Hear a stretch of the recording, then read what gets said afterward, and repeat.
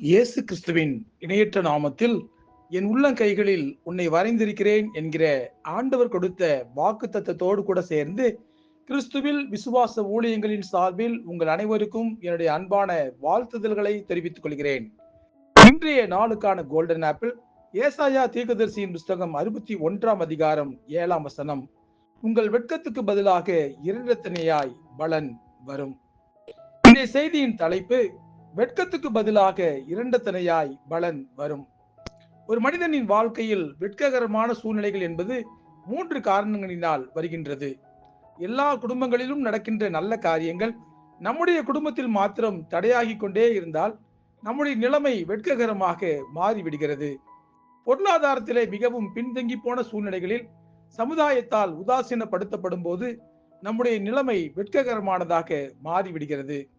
நம்மை காட்டிலும் மற்றவர்கள் ஆரோக்கியமாக இருக்கும்போது நம்முடைய வீட்டில் மாத்திரம் தீராத வியாதி வந்து கஷ்டப்படும் போது நம்முடைய நிலைமை வெட்ககரமானதாக மாறிவிடுகிறது.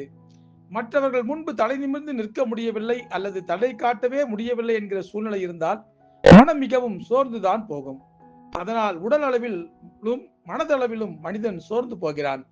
ஆனால் கர்த்தருடைய பிள்ளைகளுக்கு வெட்ககரமான சூழ்நிலைகளையும் வெற்றிகரமாக மாற்றுகிற தைரியம் இருக்கிறது.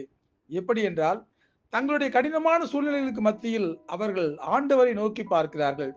சர்வ வல்லமையுள்ள ஆண்டவரை நோக்கி பார்த்த முகங்கள் பிரகாசம் அடைந்தது என்பதுதான் உண்மை. அவர்களுடைய முகங்கள் வெட்கப்பட்டு போனதாக சரித்திரம் இல்லை. ஆண்டவருக்கு நல்ல சிநேகிதனாக இருந்தும் ஆபிரகாம் விருத்தாப்பிய வயதை எட்டிய போதும் குழந்தை இல்லாத ஒரே ஒரு காரணத்தினால் வெட்ககரமான சூழ்நிலையில் தான் இருந்தார்.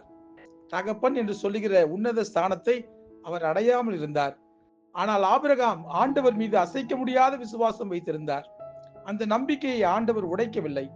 வானத்தில் உள்ள நட்சத்திரங்களை காட்டிலும் அதிகமாக ஆபிரகாமின் சந்ததியை ஆண்டவர் பெருக பண்ணினார். ஆபிரகாமை ஆண்டவர் வெட்கப்படுத்தவில்லை.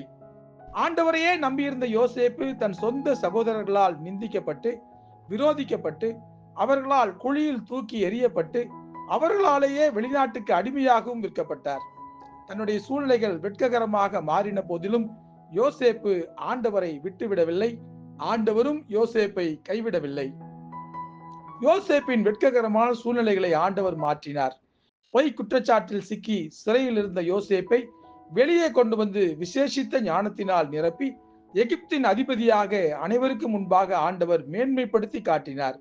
உயர்ந்த நிலைமையிலிருந்து ஆண்டவரால் சந்திக்கப்பட்டு ஊழியக்காரனாக மாறிய பவுல் அப்போஸ்தலன் சந்திக்காத பாடுகளே இல்லை. ஆனால் பவுல் அப்போஸ்தலன் சோர்ந்து போகவில்லை.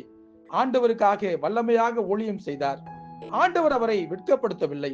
நீதியின் கிரீடத்தை அவருக்கு கொடுத்து அவரை மகிமைப்படுத்தினார். இதை வாசிக்கின்ற அருமையான சகோதர சகோதரிகளே, வெளியே சொல்ல முடியாத வெட்ககரமான சூழ்நிலைகளில் சிக்கிக் கொண்டிருக்கிறீர்களா? கவலையே படாதீர்கள். உங்கள் வெட்கத்துக்கு பதிலாக இரண்டத்தனையாய் பலன் கிடைக்க வேண்டுமானால் ஆண்டவரை நோக்கி பாருங்கள்.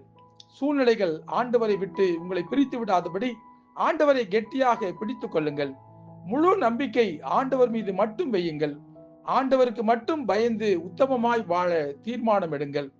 ஆண்டவருடைய சித்தத்தை முழுமையாக செயல்படுத்துங்கள்.